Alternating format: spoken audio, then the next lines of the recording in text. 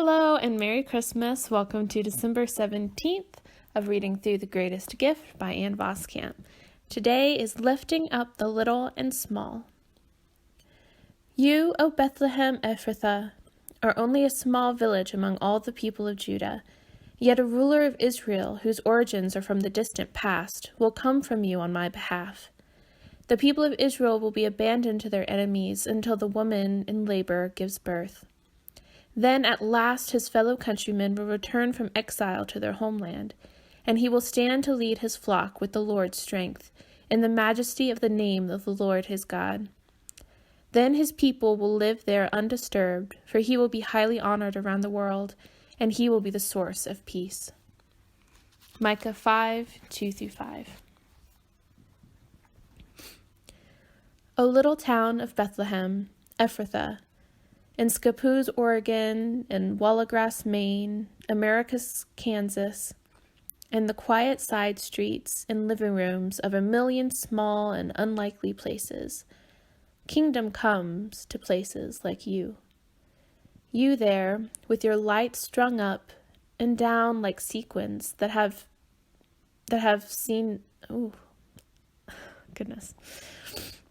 I'm gonna rewind. Okay.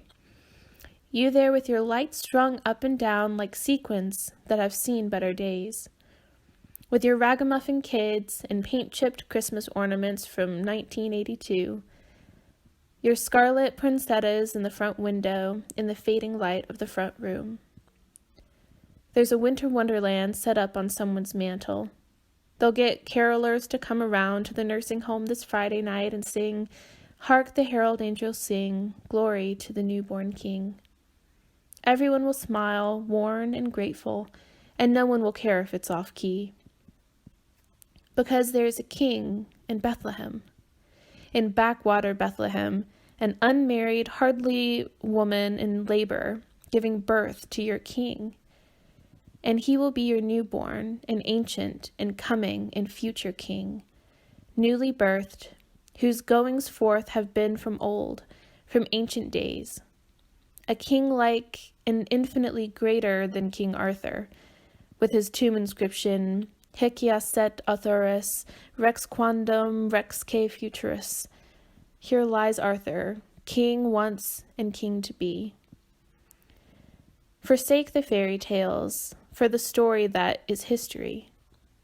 This Bethlehem king is the true and the real once and still coming king, the king of humanity's memory, the king from the beginning, back when we were young and the world was Edenic and the wonderland was us. There's your winter wonderland, set up on the cosmic stage. The sun is sent in through the fallen kingdom's back door. The king is born into a barn to wrest the forces from the pit, slay the demons, crush the head of the evil one, and woo the world back to life. The war is bloody. It is heinously dark, and on Calvary evil corners the sun.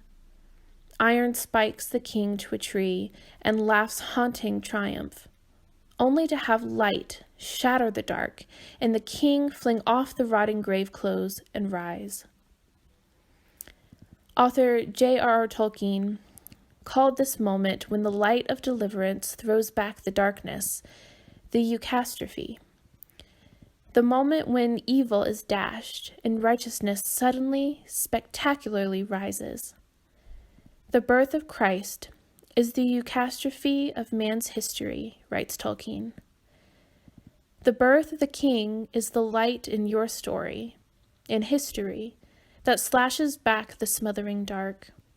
The birth of Christ is, for the band of survivors, the saved hushed there in the manger of Bethlehem. The moment of eucastrophe, of joy, that catch of the breath, a beat and lifting of the heart.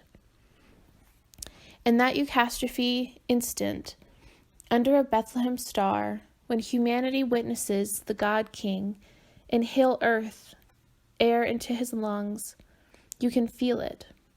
Joy beyond the walls of the world. Because the King beyond this world has entered this world. And the wonderland in him we always hoped for is here and now and true. The unexpected Bethlehem King is the once and coming King, the King of the first and still coming second Advent. The King coming again to rule the earth and make all the sad things untrue. The wonderland is unfolding even now. Kingdom coming, because his word will not return to me empty, but will accomplish what I desire and achieve the purpose for which I sent it. You will go out in joy and be led forth in peace.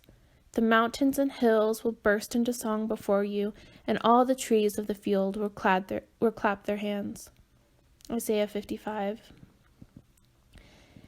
The dance of the sugar-plum fairies just withered a bit. The very trees of the fields are going to dance and clap their hands. The King is coming, and the new kingdom is stirring, and stirring in you.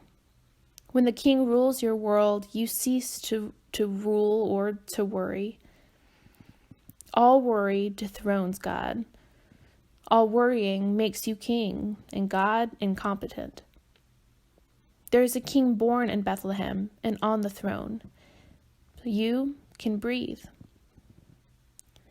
There are Christmas trees blinking in living rooms tonight in America's Kansas and Quitman, Arkansas, and Mad Lake, Idaho.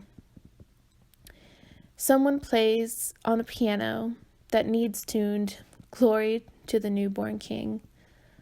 And in small towns and in the little town of Bethlehem, the lights on all the trees dance.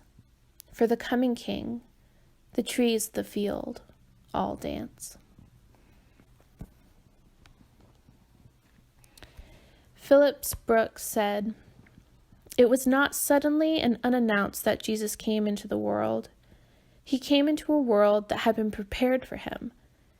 The whole Old Testament is the story of a special preparation. Only when all was ready, only in the fullness of his time did Jesus come." Anne asks, when have you felt like Bethlehem? Poor, small, forgotten? What worries do you need to surrender, knowing that God is firmly on his throne? Take a moment to thank God for the eucastrophe of Christmas, for conquering evil with righteousness.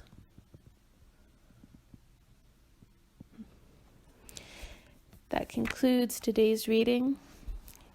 Thank y'all for hanging with me in the bumps as I stumble through reading, as we stumble through life, I guess. Look at the description for all of the things. Happy Christmas, Merry Advent, Happy Advent, and Merry Christmas, and a Happy New Year. Okay, bye y'all.